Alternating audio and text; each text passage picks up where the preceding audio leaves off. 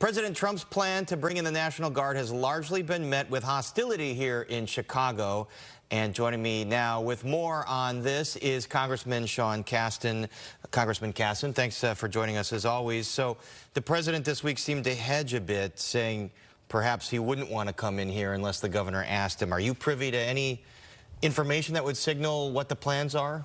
Well, I'm privy to the laws of the United States, which say that you don't bring in the National Guard unless there's a direct request from the governor. Our governor has been very clear that he's not requesting assistance.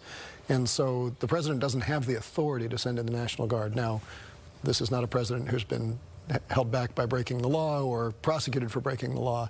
So it's not to say that he won't do it, but there is no need, according to our own governor, for these sources, for this law enforcement. And especially seeing what's happening in Washington, these troops are not being sent to fight crime. They're sent to provide photo ops. I mean, we heard this week that, you know, we've got people who have chosen to serve our country, chosen to join the National Guard, who were spreading mulch on the National Mall. Picking up garbage? Yeah, it's disrespectful to their service. It's not necessary. These are just photo ops.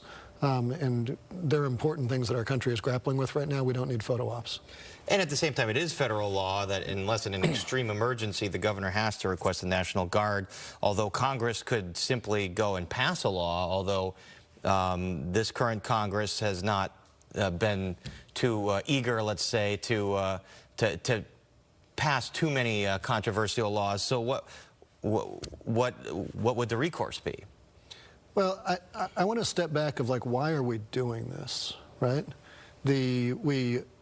Of course, we'd all like to live in a society with no crime. Crime statistics are falling in Chicago. They're not going up. But we also want to address crime with local law enforcement. You know, our police forces are trained to go into environments where the majority of the people are law-abiding citizens, make sure crime doesn't happen and that situations don't escalate. Our military professionals are taught to go into situations where the majority of people they encounter are hostile and to use lethal force. That is a very toxic mix to combine in one place. And so setting aside the legality, sending military troops into an urban situation to fight crime is really, really dangerous.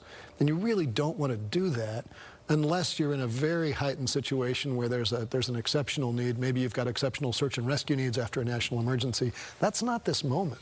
And that echoes some of the concerns that law enforcement officials have made. Democratic officials here have pushed back really hard, although why not call the president's bluff and say, okay, Mr. President, you want to spend this amount of money on National Guard, why don't you spend it on grants for public safety or for new police officers? Well, look, I suppose we could do that if this was all about political theater. I think personally I'm much more concerned about what are we normalizing in our society. You know, we now have armed troops walking through the streets of Washington, D.C., and even if they do nothing wrong, these are not things we're used to seeing in the United States. I've seen it when I've traveled in Ecuador, you know, parts of South America. I've seen it when I've traveled in Israel. We don't want to become inured to the idea that we have troops walking around with loaded firearms in our streets. And yes, maybe we could score some quick political points by saying, well, if you want to waste money on my preferred thing. But I think there's a bigger issue at hand here, right? We don't want to become a totalitarian state. We want to remain a place where the rule of law matters. We certainly want to keep people safe, but we want to use appropriate resources, and we want to be fiscally responsible with the taxpayers' money. None of what they're doing is consistent with any of those goals. And we'll have to see what the president chooses to do, because from my observation of what he's saying, I'm not sure if he still wants to send them in or would just respect the law and wait for the governor. But I want to talk about your party, the Democratic Party. There have been a lot of articles recently talking about the brand of the Democrats. A lot of headwinds here. There's redistricting, there's population loss in a lot of blue states, and a low approval rating. What does your party need to do to win back support? So I think the most important thing is to remember that we get elected with a letter after our name. At the end of the day, we serve all Americans. And are we articulating sets of values that appeal to all Americans or not?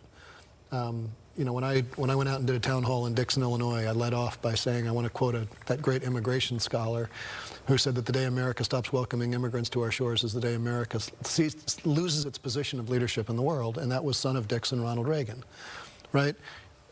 we can respect what Ronald Reagan said without saying, well, he said that as a Republican and I shouldn't support that. We can respect the fact that George H.W. Bush fought to defend the post-World War II order in the first Iraq War.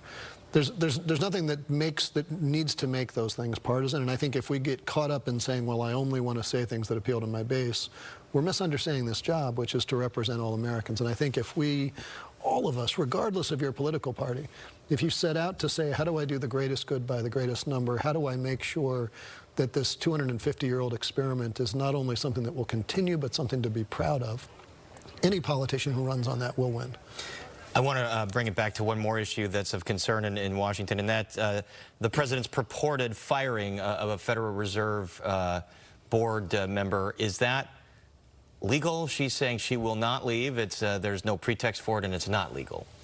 Yeah, so he's making the argument this is for cause. I would point out that when you have a convicted felon accusing somebody else of creating a problem because he has alleged they have committed a crime, my spidey sense is tingling on this, right?